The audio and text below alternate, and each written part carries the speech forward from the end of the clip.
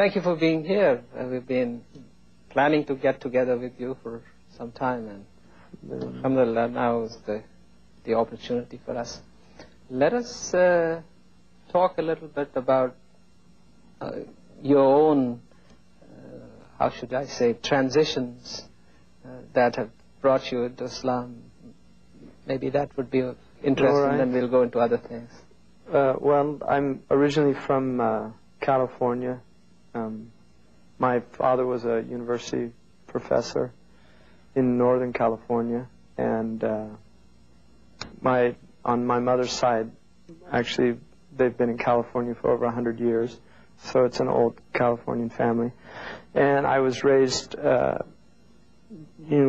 Christian background. My father was Catholic, my mother was Greek Orthodox, but I was actually, if anything, more towards the Greek Orthodox side. And then 1977, I became Muslim, which was very early on for me, just at my age. How old were you? I was 17. You were 17. And I think from then just began a journey that took me several different places. I studied in the Middle East, and I ended up in West Africa, Northern Africa.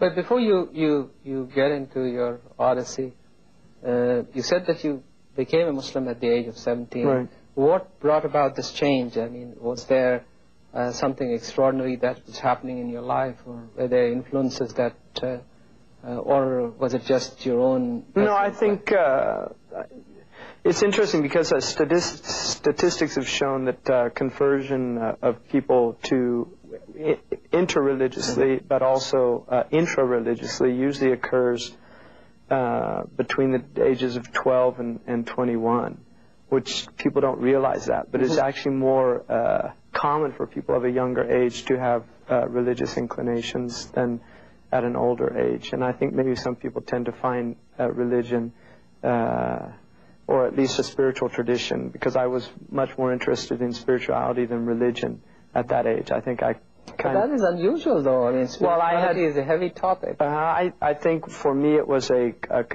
confrontation with death at an early age. I was in a serious car accident, and that began a journey of reflection just about death and the nature of life, and also coming to terms with the fact, because I think as individuals, all of us at a certain point in our lives suddenly become aware of our mortality. And for some people, I mean, you're a physician, so I think you know that for some people it happens quite late in life, that perhaps never happens. Or never happens at all until those last moments. Like even in the Quran points that story of Fir'aun, I mean, at the end, yes. So people, I think, just the idea of mortality is something that hit me very early on in life, and looking death very close, up front, I think will give somebody an introspective perspective, and that's what happened to me. And then it began a search, because I was in Catholic schools, and so I'd been exposed to religion quite a bit, and I really, although I think there's a lot of positive things to religion, I think there's a lot of very negative things as well. And that can be said about any religion, though. No, any religion, and I'm using religion in a very broad sense of how we live our lives, right? But particularly, absolutely, I feel how religion manifests in human cultures is problematic. Well, that's interesting.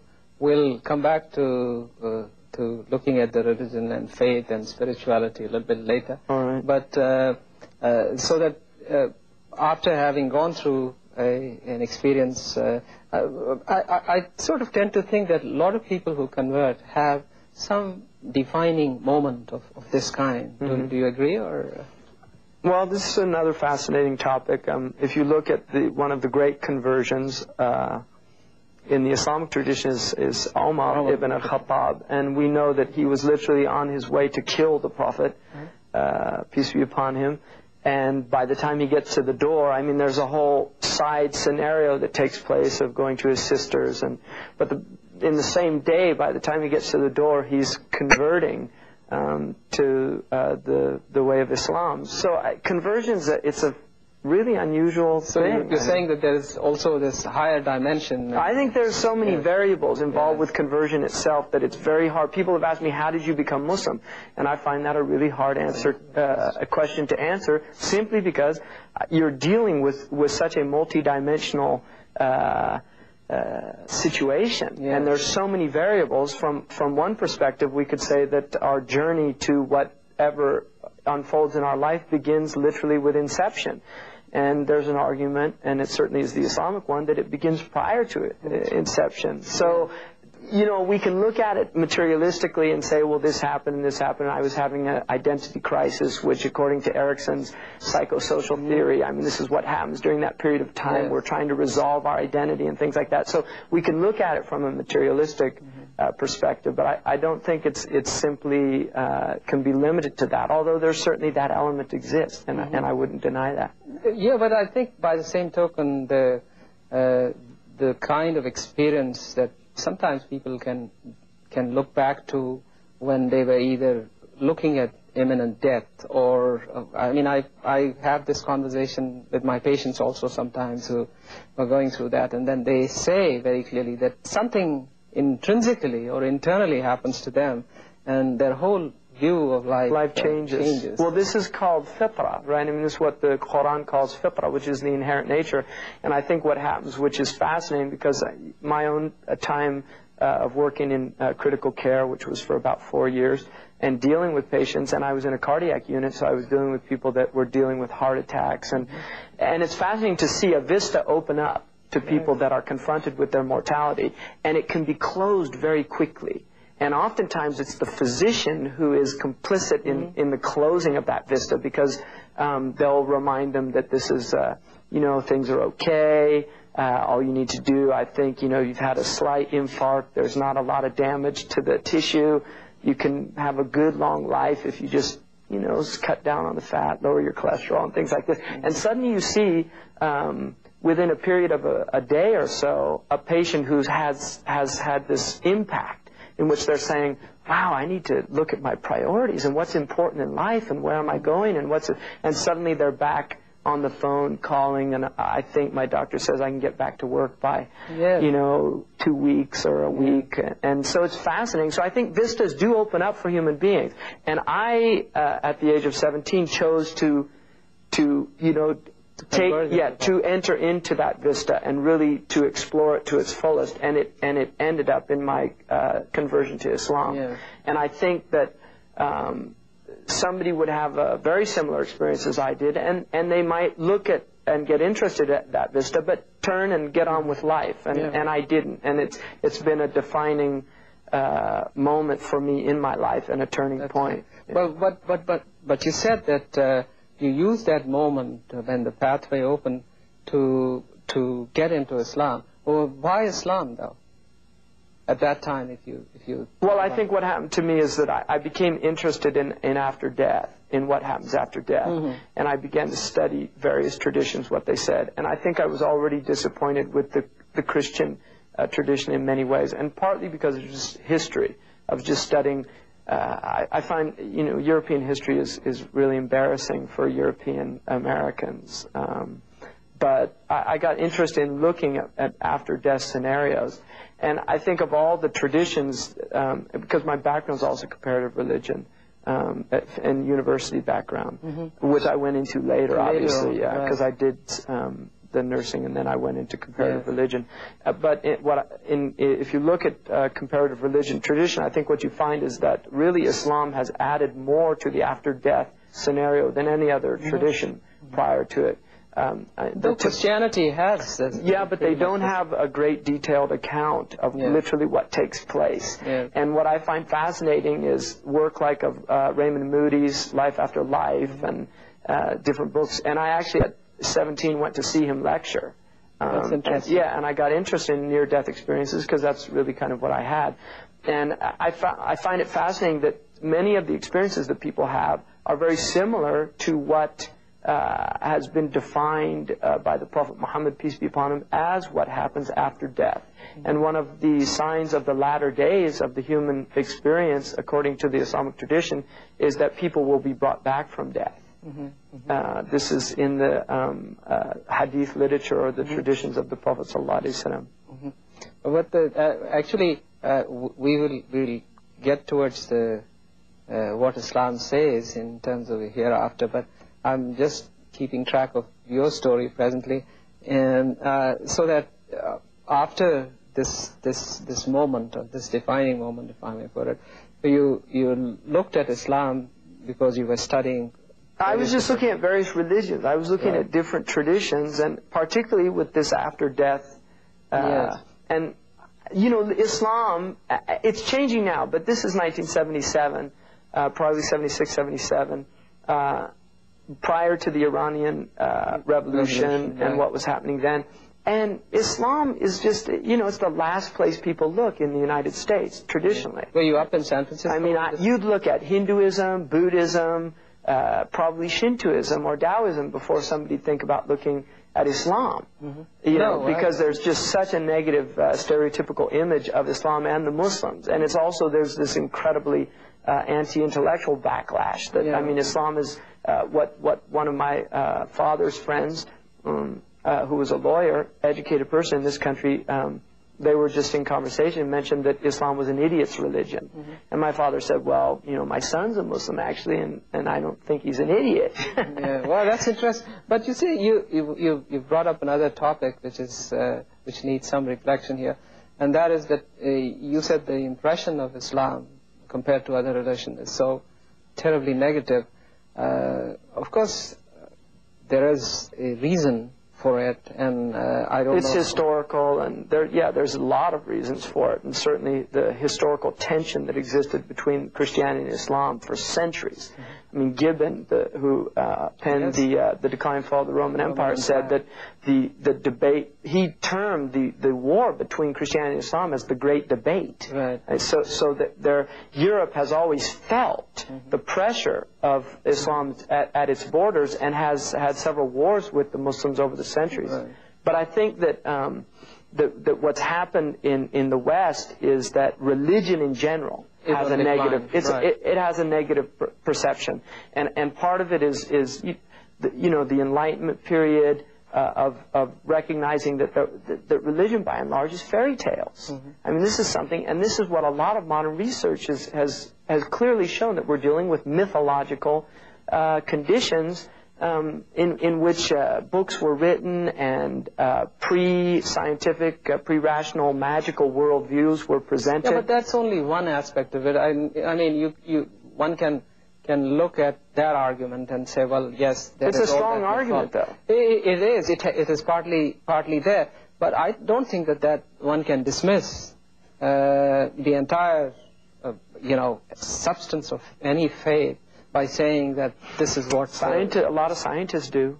A lot of modern people do. I mean, I think that's one of the refreshing things about Islam, is that Islam it's really kind of freed religion from a lot of pre-Enlightenment thinking. I mean, Islam to me is in many ways, it's radically postmodern in its approach. Because, well, again, because you use the expression postmodern, we are falling into a debate again of semantics, and whether that term which has been coined is valid in terms of applying to Islam. However, if you examine the polls that are generated, one of the recent polls that I saw was from Pew Foundation or what have you, and in that poll they said that 95% of the people in America believed in God, and a substantial number of them believed in religion. If you took those, well, this is fitrah. I mean, belief in God is an inherent part of the human creature. I mean, we're stuck with this, whether people like it or not. This is something fundamental to our being, is that from the time a child is little, it's looking for the cause of things. It's asking, why did that happen? What made that sound? What did this? I mean, this is something you see, search for cause. And ultimately, the great question is, how did we get here? What is all this stuff? I mean, where did this flesh and blood come from? Where did this incredible synergistic biological species come from? You know, where did this eye, who designed the eye? Because we obviously see the form and function of the eye very clearly, and it would indicate that there's some type of intelligence behind the thing. No, so I think people reject this statistical, billions of years of random cosmic. No, I think that whole theory that science has advanced, that given the right set of circumstances, the world can create itself, is by and large rejected on the basis of what you've just said, either fitra or intuitively people rejecting this whole notion. So I think that is becoming more and more clear. But religion, the belief in religion, ultimately, to use the masses as some kind of justification for religion, I think is not really, most people don't know anything about their tradition. I would grant it that most Muslims don't know about their own tradition. Same as the Christians. And this is what I meant about Islam being radically postmodern, is in the sense that one of the things that Islam confronts you with is, why are you the way you are? I mean, you're just a product of the culture that you were born in. And this is something that I became aware of, at an early age, is the only reason I'm a Christian is because my parents are Christian. The only reason it's a congenital condition. It's a congenital condition, and I really haven't given it a whole lot of thought. I mean, I was taught that there's a Santa Claus. I was taught that there's an Easter Bunny. Had I grown up in Sri Lanka or in, it would have been something in West Africa. They call it girfaf. They scare people. Instead of the boogeyman, they say girfaf. It's this, bear-like creature that comes out and snatches little kids that don't do what their parents say. So, I mean, you're going to be defined by this cultural environment you're in, and this historical productivity, that we see that produces people and their worldviews is something that the Quran says, think about this. Yes, no, I think that... Should you just be following this thing just because your parents are doing it? No, I think that aspect of the spirit of rational inquiry that the Quran emphasizes to the nth degree, it's something which what I'm pointing out here, I think, is that it's looking at something, not just rational inquiry, it's looking at something really, really deep here, which is, who are you? Mm-hmm. How did your being get formulated to the point where you have all these ideas and opinions? I mean, have you really given these things a lot of thought? I mean, this is late 19th century. This is Nietzschean. This is late 19th century, early 20th century Heideggerian questioning about one's, Heidegger called it your throne-ness, right? But, I mean, it's fascinating. The Quran, Ibrahim, the prophet Abraham in the Quran, when he points out the stupidity of worshiping idols, and at one point they say to him, well, who broke the idols? And he said, the big one did it. And they said, the big one can't do anything. He said, well, then why are you worshiping them? That's they can't do anything. And then it says in the Quran a beautiful expression, raja'u, it says they return to themselves. Right. In other words, hey, he's got a point here. Mm-hmm, mm-hmm. And suddenly this is the vista opening up. Yes. And they chose to not follow it. They said, this is what we found our fathers doing. Mm-hmm. And that is a radical... The other paradigm shift, actually. It's a paradigm shift. Right. And you can either go with it or become the Inquisition that wants to put out anybody that's forcing you to have to think about, the radical implications of the new paradigm that's emerging. Mm-hmm. Now, we were pursuing this journey of yours. Now you have just had a defining moment or experience, and then you already are pursuing the study of Islam, and then later on you go to college or... Actually, I was in my first semester of college, and when I became Muslim, I left that, in fact. And then I went to England, and... At the age of 17? Yeah. And your parents just sort of... I actually became Muslim like a month or so before my 18th birthday. Mm-hmm. And so, I left after, I spent a short time here, I think about 6 months. Yes. And then after that, I left. And I think initially, when you become, when you do something that radical, like changing your entire way of life, your entire way of thinking. And Islam is not, Islam is quite monolithic in its approach. So was it an agreeable parting with your parents, or at that time did I think I think initially it was just difficult for my parents to understand. Mm-hmm. And both my parents are university educated, very broad-minded people. I mean, my father was a humanities professor, and very philosophical inclinations in his worldview. And my mother went to Berkeley, and that says enough. Yeah, that's right. Yeah. So, you know, she was very active in the civil rights movement. I mean, I grew up, you know, she took me when I was 12 to the Soledad brothers. Oh, yes. I mean, this was in the 60s. Yeah, to George Jackson's prison trial, just to see, you know, what was happening, that there were political struggles going on in this country.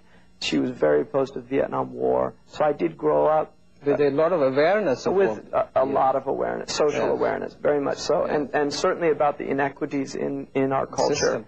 You know, because we grew up in an area that is, you know, probably a more wealthier area. I mean, my family, my close family, there's wealth in my family. My particular family was not wealthy at all, so I did not grow up wealthy by any means. In fact, quite probably more the other end. But idea-wise, but definitely the area we were in was quite wealthy, and so I think my mother was, you know, wanted to make us sure that we understood that this country has a lot of inequities. So, you know, my sister was in Selma, Alabama, marching with, you know, I mean, that's the type background that we were raised in. And the 60s was a fascinating time in this country. You know, Berkeley was right across the street from where I grew up, quite literally. I mean, it wasn't far at all. And we were aware that there were big things happening, you know, in the States. So I think initially, you know, my parents, they were just perplexed more than anything. And my mother's always been very accepting of whatever any of her children have done. So that you went to England, and then you I went to England, and I was with a community there and was studying, and they were probably more spiritually inclined, and although there was a were these the Naqshbandis or no, but probably there was a lot of political emphasis too, that Islam is a spiritual political movement. It's not politics without spirituality, and it's not spirituality with politics. So there was, I think, a balance. You still agree with that, or you? Oh, very much so. Absolutely. Yeah, I mean, we have a personal and a social transaction here. Yes. You know? Right. So I spent a few years in that community, and then what I. But you're not doing anything particularly, you were just... I was studying. I think I was studying very seriously. Yes. But then at a certain point, I realized that I wanted to learn Arabic, because I wanted to get into the sources, you know, to really experience Islam from the source. And I think being at that age, because I'm still only at this point about 22, for me, it was still probably one of these things that could go either way. You know, there were a lot of people dabbling in religions in the 60s and 70s, and, you know, you become a Buddhist for a few years. And, the transitions are, you know. Yeah, so people did their religion thing in the 60s and 70s. 60s was very much in. And to early 70s also. Yeah. You know, it started changing with... you know, I mean, certainly 69 was a big turning point because of the Manson thing that happened in this country. But, you know, and then Jonestown was a major disaster to the idea of communities and religious communities. So I think those things were going on, but I definitely wanted to study the tradition from the sources. And I got the opportunity from a sheikh who was from Sharjah, Sheikh Abdullah Ali Mahmoud, who was kind of a minister without portfolio. He was in England at that time. He was in England, and I met him, and I was just starting to learn Arabic. And he gave me an opportunity to go to the Emirates, and so I went to the United Arab Emirates, and I entered into a Islamic institute there in Al Ain, and I studied there, and I spent 4 years there, and then I actually became an imam in a small mosque in Sharjah, in Al Ain. In Al Ain, yeah, and I lived there, and alhamdulillah, it was a very good experience for me. And then during that time, I had met West African scholars and became very interested in traditional Islam that was still being taught in West Africa. And I started studying with them personally. And I had one of them actually ended up living with me in the apartment that I was living at. And teaching me personally. So I learned a lot during that period. And then I decided to actually go to... West Africa. Yeah, West Africa. And that began a whole another journey. So there you spent quite a bit of time, as I understand. Yeah, I was overseas almost 10 years. Yeah. And there again, you were just learning or teaching or? No, I was pretty much committed just to learning, and I was a mu'adhin where was this at one mosque in Al Ain. Yes. Because I didn't want to live anymore in the institute's dorm, because they were very young. I don't think a lot of them were as serious as I was, and they were just young high school students, and I was a little older. And I think I was probably more serious about what I was doing. Not all of them. I mean, certainly there were some very good people, but I didn't like the environment. So I asked somebody who was at the Ministry of Endowments, Religious Endowments, if they could work out a situation where I could be a mu'adhin and just live in, because the mosques have in those countries, they have living quarters next to them for the mu'adhin and for the imam. So I didn't take money for the work that I was doing. I had a stipend from this institute, not very much, but it was enough to get by. Yeah, and so they let me do that. I was a mu'adhin, and I lived in the mosque.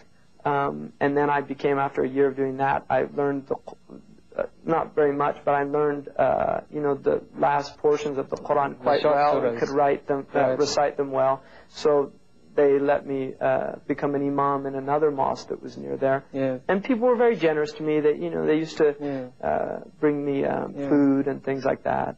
But you were now, going through several different cultures all of a sudden within a short period of time, in about 5-10 years. Yeah. And here you were up in Northern California, having exposure to Berkeley and all the things that you alluded to. Going to England, where different culture, practically, I mean, although it's Western culture, but then you were interacting with different people. Now, in all of this, your obvious contact was Muslims, and they were from many different parts of the world, as I understand. So what was happening? Yes, that was the question. Well, that's a good question, and I think for me it was a big shock, because I think when I became Muslim here, I had no idea, because I knew so little about Islam and about Muslim cultures and about Muslim peoples, and I mean really vague ideas in my mind about, and then suddenly, there's all this Hollywood stupidity starts reemerging into the subconscious, Saracens with their sabers at the gates, Allahu Akbar, and Sinbad, and all this nonsense coming out of the subconscious. So, that thrust me on just having a look at a whole. And that was a big shock for me, realizing, first of all... Did it make you sort of doubt your sanity about, or your validity of going into Islam at that point? The reason I ask that is... that's a good question, because I think there was a period early on in which I did start questioning that. Have I done the right thing? Is this really... And I think that is part of what really... inspired me to want to study the teaching deeply. That's interesting. Just to find out, I've given up my past, my background, in a sense, my country. It was a very alienating experience. And now I'm kind of wondering, looking around at the Muslims and the prospects of, of the Muslims, it was kind of discouraging. And so, I think that's a good question, because I think I did have that period. And it's hard, we have this fascinating self-delusional states in which we try to remember what actually happened, and we often create, inventing memory is a fascinating thing. Because I've tried to do this repiece. Did this really happen, or did, and in many ways, I mean, I think this whole idea of past lives is just our own lives. It's not about living, I mean, how many lives have you had? Have you thought about that? It's fascinating. I'm still thinking about it. Exactly. You think the time when you're a student, wow, that was a past life for me. My pre-Islamic life was a past life for me. My childhood was a past life. So I think reincarnation is just... It happens in our own lifetime, No, actually, the reason I asked also this question is that I've sat across with different people who have converted, and when I've asked them after conversion whether they relented at any point, whether they had any doubts, it's always that they say that it happened when they suddenly met a whole lot of Muslims, and with their diversity and complexity and their attitudes and the whole interaction, to some of them was very negative. And they said, well, we were really, really closed off. And well, I've always had mixed, I think, you know, on the one hand, there's massive negativity. On the other hand, there's all these things that we in the West have lost, that the Muslims still have considerable amounts of community. You know, family is still very strong. Also just social relations. I mean, for instance, you know, you and I have not known each other a great deal of time, and yet, you know, already bonds are formed very quickly amongst the Muslims that don't happen amongst people in the West very often. It's quite rare, and yet it's quite common in the Muslim world. So I think that... So you think that then Islam is the sort of leveling factor here, which reduces these barriers amongst Muslims? That's a good question. I think definitely that when you become a Muslim, or being a Muslim, is a very powerful force that is not the same as being a Christian, or not the same as being a Buddhist or a Hindu or some other religion. I think that the brotherhood that exists in Islam is much more powerful than I've seen in other traditions. That is not to deny that there are communities of Christians that don't have deep brotherhood, but I'm talking about this universal, more global outlook. I think the Amish, for instance, probably have much better community than you'll find almost anywhere in the Muslim world. Much better support group, and much more of a network. Absolutely. Right. I mean, you might find in the Swat Valley in Pakistan, or the Hunzas, or you know, or in the Caucasus Mountains or somewhere. But you know, community is a disappearing phenomenon. I mean, some people consider it irrelevant in the informational period, that it was necessary in agricultural societies where you need people to stick together and help each other. But when you have these massive megalithic cities in which you've got this state apparatus, but the state apparatus is falling apart. Yes, of course. I mean, and now there's this whole modern, you know, communitarianism, they call it, which is an attempt at reestablishing communities even within inner cities. There's a new book, Bowling Alone. You read that? I haven't seen it. That's by a guy from the East Coast, Putman, who's postulating this whole thing that America is now becoming very different from what it used to be, where there were bowling clubs and you would go bowling and there would be opportunity for bonding. I actually did read an article bonding about and that. all of that. Sure. So anyway, going back again, the reason I asked about Islam as a leveling sort of... You know what hit me and probably what silenced me is the word leveling. Yeah. Because this, you know, Kierkegaard's, one of his ideas about the nihilistic age that we're in is that it levels everything. Yeah, no. And he used it as a very negative term. Right, not quite so in that sense. when you use that word, it kind of silenced me. I don't know if that was the appropriate word. May not be. I think... equalizing would be a better word, I think, because I think, the reason I asked also was Malcolm had that same experience when, when he went what really what really sort of...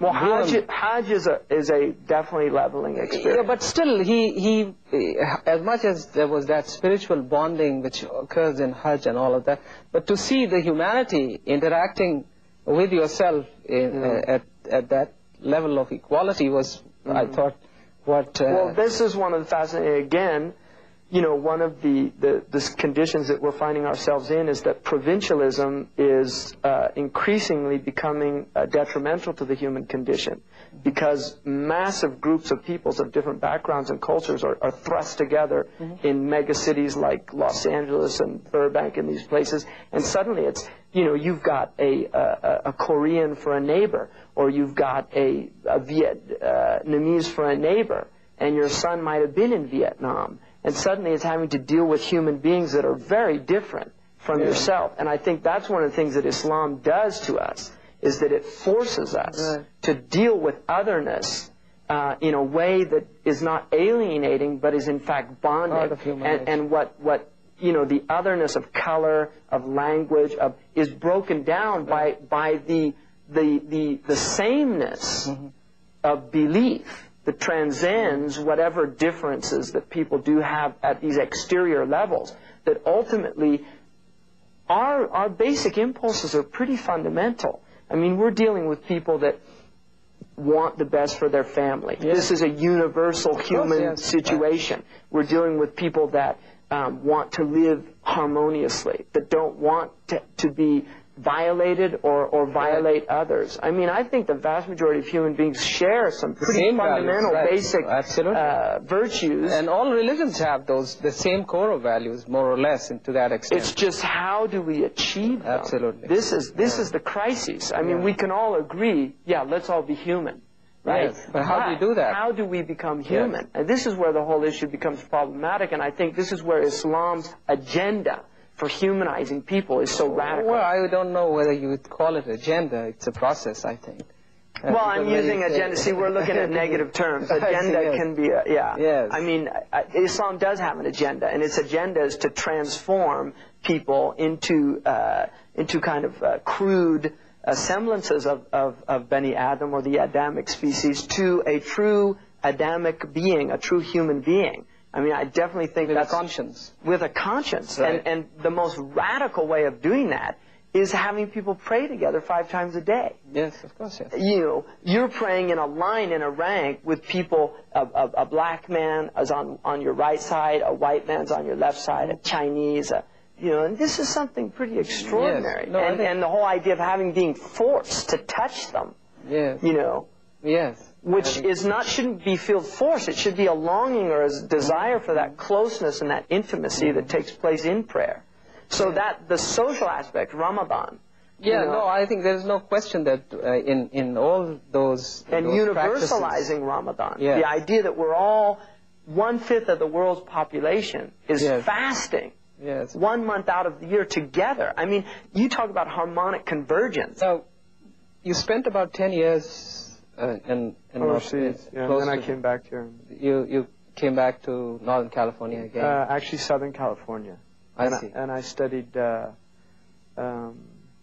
was studying homeopathy, and then I was studying, I went into a nursing program and completed a nursing school program. Then I I was working in nursing, and then went back to the university to do a program in comparative religion. So, how long did that take for you? Well, altogether it's been about 7 years. Mm-hmm. So you finished that? Yeah, I'm actually now going to probably, hopefully next year, be doing some graduate work. Wonderful. So where are you finding all this time? Well, it's making time for. I mean, I'm very time conscious. I'm conscious of the hourglass ticking away, so I just try to utilize. Absolutely, man is in loss with time as passage, except for those who don't waste their time. That's right. So I just try not to waste time. Yeah. Time is very valuable to me. What sort of relationship now have you got with your parents? Is that all? Oh, wonderful. Really? Absolutely. So both my parents have a great. My sister became Muslim. All of my family now has a very good idea of what Islam is, and I've done it, I think, hopefully in a way that I'm not condemning them or just. I think they all have an idea of what my life's about, and I think all of them they're very impressed with. It's quite difficult to have successful marriage in this modern 20th century, late part of it in California. Yeah. And, alhamdulillah, my children are, thanks God, they very go visit their grandparents and all of that. So I think, generally they're very pleased. Yeah. Well, that's nice. Now, coming back to Islam and, of course, its impact on your own life, which is obvious since you're quite actively engaged in learning and teaching. And now, what difficulties do Muslims have in presenting Islam to the West in a proper way? Because we talked earlier on about how Islam is perceived. We didn't talk about our own role or our own responsibility of how we have either failed or succeeded? Good points. I think part of it is the fact that I think Islam's misperceived by the Muslims as well. I mean, it's not just a misperception that the Western people have, it's also a misperception that the Muslims have. And part of that is the fact that Islam has been reinvented, or, you know, what they term in philosophy or religious studies, redacted, by late 19th century and 20th century modernist revisioners of Islam. People have been called the reformers, some people call them the deformers. Who do you mean? I don't really like to get into specific individuals, because I think you're dealing with, on the one hand, infiltration into the Islamic academic cadre, which is quite pernicious. But on the other hand, you're dealing with just, unfortunately, people that were caught up in the flow of what was happening. I mean, when the Muslims were defeated by the colonialists, this was a great shock to the Muslim Ummah. And I think what happened is suddenly they were having to deal with the fact we've been defeated by the Europeans, who for centuries the Muslims had looked down on them as being unworthy of even their consideration. And you can see some of the letters that were written by Muslim rulers, unfortunately, to the Europeans, really with disdain and loathing. And so, you know, I think that one of the things that God does is He cures people with the thing that you know, with the medicine that they need to be cured, and the medicine of arrogance and pride. You know, the medicine is a very bitter medicine. It's called humility and submission. And I think what's happened to a Muslim world that became very arrogant and very prideful, we have really been humiliated. And if we don't learn this lesson... But have we? That's what my question is. I'm asking is that you say that our noses have been rubbed into the ground. Yeah. And I don't think we've learned the lesson yet. No, that's what I'm saying. But the wonderful thing about life is it keeps teaching you the same lesson over and over again. Unlike school here, where you can keep graduating on without having learned anything in the previous year. They'll put you to the next year. It doesn't happen in life. Life will just keep giving you the same lesson over and over again, and you get your diploma when you get the point. Right? And we haven't gotten the point. Because Muslims still think somehow that La ilaha illallah it gives you some exalted position by the mere fact that you state that. Well, if that was true, then the hypocrites would certainly not be in the lowest portion of hell, because they say that too. So La ilaha illallah really, on the tongue, saying it has no... you know, no meaning unless it's emanating from the heart. Doesn't get you any bonuses. And if it emanates from the heart, it manifests on the limbs. And if it manifests on the limbs, you have a human being that's called a Muslim.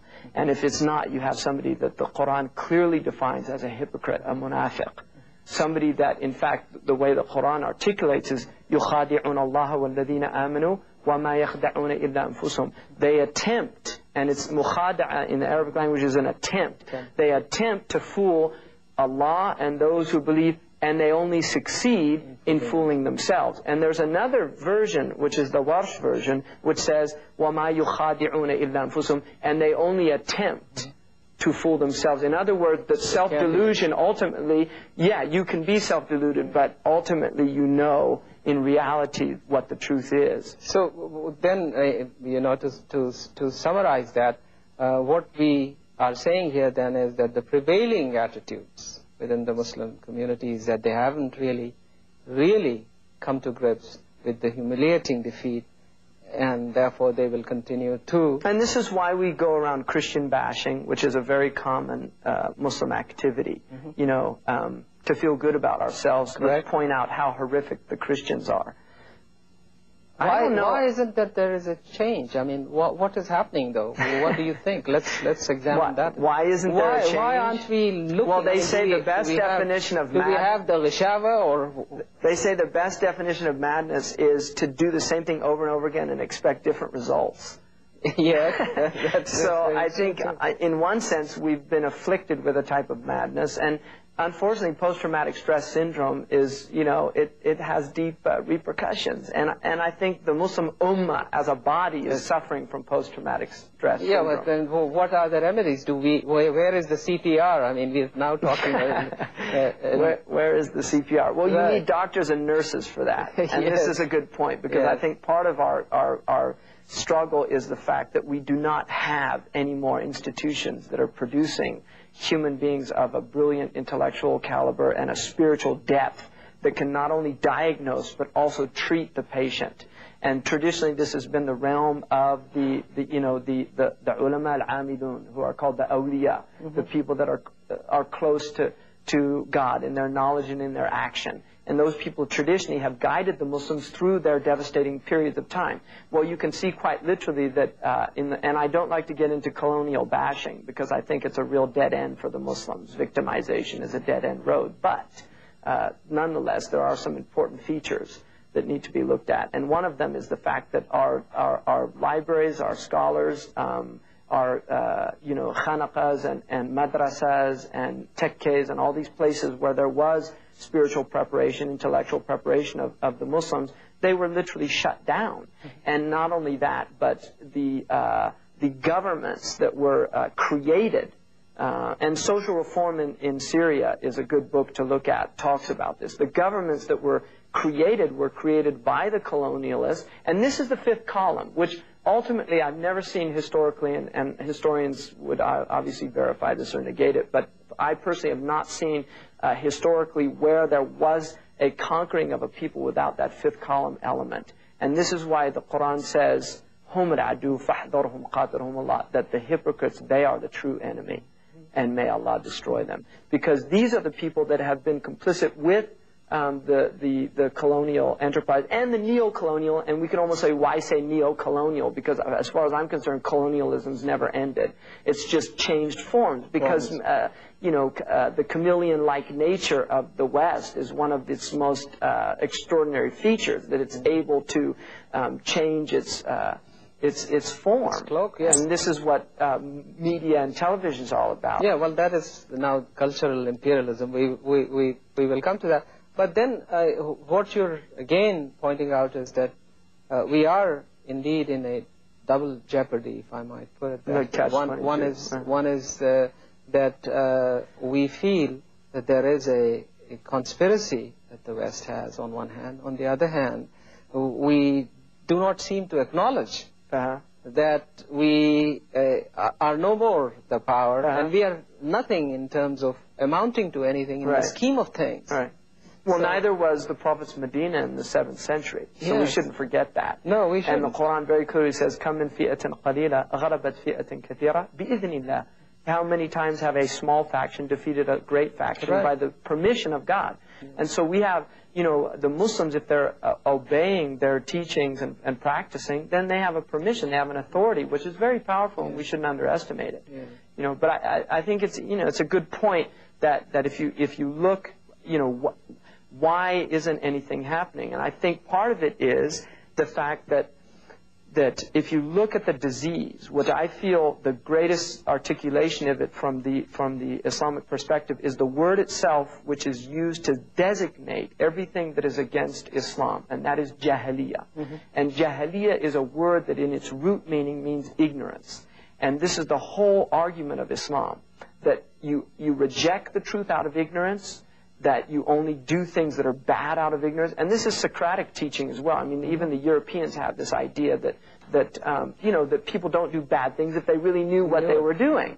And this is part of what Islam does, or what God does through Islam, is literally to open the eyes of people, to let them see. One of my favorite things that's happened in recent popular culture is this Kathy Lee Gifford incident. And there was a wonderful picture of her in Newsweek that obviously got out of some television broadcasting, which is where she's got this horrified look, like, a shocked look when she finds out that she's been supporting child labor. This whole country is supporting child labor. The clothes we're wearing are supporting child labor. The tennis shoes that we jog in are supporting child labor. The soccer balls, the baseball bats that we hit our baseballs with. I mean, the whole thing is supporting child labor. Don't blame Kathy Gifford. Blame the whole country. Yes. You see, and this is what people don't want to deal with, is that, no, we have to look deeply at what's going on. Well, so then this, what you're saying that, I mean, the example that you've used is of, how should I say, of using people or of abusing people to create to support the consumerism or what have you. But getting away from the because that brings us to the issue of justice and economic justice and then the Quran. We'll get into that. But let us talk a little bit now of why is it that looking at all of the Muslim countries, 50 and odd, 55, 56, I don't know. Whatever the number is. They've grown in the last few there years. still isn't either an awareness, one, or acknowledgement, or formulation of some kind of vision or strategy. What is our worldview now? Well, this is part of the crisis again. Yes. I mean, we're an ummah in search of a worldview. One of the things that David Chittick, in his Vision of Islam, wonderful book, this is one of the things that he puts forward, is that the Muslims have lost sight of a Quranic worldview, you know, the Weltanschauung of what, you know, it's not this, what Guy Eaton in the Islam and Destiny Man calls a Boy Scout religion. This is what we've been reduced to thinking that Islam is. It's going around doing good deeds. No, it has a way of viewing the world, a vision. Yeah. And if you don't have the vision of Islam, no matter how sincere your efforts are, you're not going to be anything other than a glorified Mormon or a glorified, you know, Jehovah's Witness or somebody who's out, because they're doing good deeds. Yes. I mean, that doesn't, the moral element of Islam is not what makes us unique as a community, because every community has a moral element. No, it's the vision, it's what the tradition was called the aqidah. It was the understanding that Islam imparted to human beings, which enabled not only the morality to function, but also for there to be an absolute clarification of what exactly morality is. Yes. Because there's a great deal of confusion in our modern world. For instance... But there is confusion within the Muslims too. That's absolutely, because we don't have this thing anymore. No, so you're asking... Not only that, but the thing that is interesting now is that there are Muslims and there are pious Muslims. Wonderfully pious. Wonderfully pious. Absolutely. But then if you look at that, if you look at the whole world of Islam at presently, these Muslims who are pious, some of them, very few of them, are also actively engaged in a social emancipation. Right. Social justice. The rest of the world. Well, this is the separation of deen from millah. Yes. Because Islam has these two concepts. It has the personal, which is deen. This is our relationship with God. But it also has the millah, which is the collective group of what our goal is as a collective body. Yeah. And the goal of the collective body is the establishment of social justice, right, which is called Sharia, the sacred law. Now, one of the things that you see... No, but I want you to answer also. This is important because we get back to this colonial idea. Yeah. The Quran very clearly says, لَن تَرْضَ عَنْكَ الْيَهُودُ وَلَا نَصَارَ حَتَّى تَتَّبِعْ مِلَّتَهُمْ. The Jewish tradition and the Christian tradition, which is not religious, it's their social phenomenon, which I now think is Europe and America. This is the Judeo-Christian phenomenon. They will not be content until you follow their millah. Now, in the Quran, it does not say deen, which is their personal piety or their personal transactions with God. No, it says their millah, how they function as a collective body. Now, the dominant millah of our modernist condition is the consumer society. This is the idol of the age, consumption, that we were born to consume. Now, first of all, two interesting things to note. One is that consumer in Old English means the devil. And the Quran says, إِنَّ الْمُبَذِّرِينَ إِخْوَانَ الشَّيَاطِينَ. Those who are gratuitously extravagant are the companions or the brothers, the brethren of the Sayateen, the Shayateen, who are, you know, this perverse element in human society and in the human heart, which is calling people to lower functions. And so the idea of the consumption now is being presented to the world as salvation. As salvation. Right. That you will be happy through buying. Yeah. That you will be happy if you will have all those goods that are going to make you happy. This is the constant message of the television, the constant message of media, the message of government. More. If we can just make more schools, if we can just put more computers in the schools, if we can just have more prisons, there'll be less crime. So everything is more. That, unfortunately, is a part of capitalism. Well, yeah, at its last stages. But what Islam is saying is no. By having less, you have more. By diminishing your exterior wants and increasing your interior wants. Because we have interior and exterior wants. Our interior wants are not the same. Because if I'm cold, it's my body that's shivering. It's not my soul. And I can deal with that. I just put a blanket on and I can resolve that crisis. But if my soul is shivering, then what do I use to cover up that? Well, you can attempt to put a blanket, which is what consumerism is. You see, no, buy, and the blanket doesn't work. Well, here's a new and improved, right? This is what they love to use in their commercials. The new and improved blanket. This will really make you warm. Oh, this new car. Wait till you get this new stereo, this new television. It just keeps going and going and going. And in the end, this human being is left consumed. Because the consumer is ultimately consumed. Because life consumes us. أفمن شرح الله صدره للإسلام فهو على نور من ربه فويل للقاسية قلوبهم من ذكر الله